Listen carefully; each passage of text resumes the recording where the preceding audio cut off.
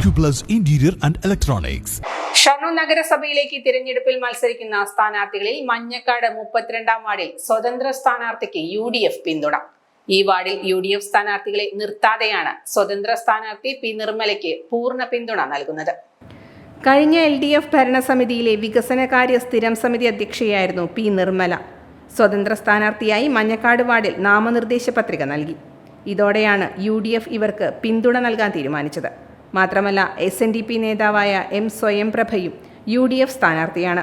SNDPയുടെ രാഷ്ട്രീയ സംഘടന BDJS സ്ഥാനാർത്ഥിയാകാതെയാണ് നേതാവ് തന്നെ UDF സ്ഥാനാർത്ഥിയായി നാമനിർദ്ദേശ പത്രിക നൽകിയത്. SNDP വനിതാ സംഘം താലൂക്ക് യൂണിയൻ സെക്രട്ടറിയാണ് A സ്വയംപ്രഭ. UDF സ്ഥാനാർത്ഥിയായി നാമനിർദ്ദേശ പത്രിക നൽകിയ സംഭവം സംസ്ഥാന പ്രസിഡന്റ് തുഷാർ വെള്ളാപ്പള്ളിയെ അറിയിച്ചിട്ടുണ്ടെന്ന് BDJS ജില്ലാ പ്രസിഡന്റ് അഡ്വക്കേറ്റ് P അനിൽരാജ് പറഞ്ഞു.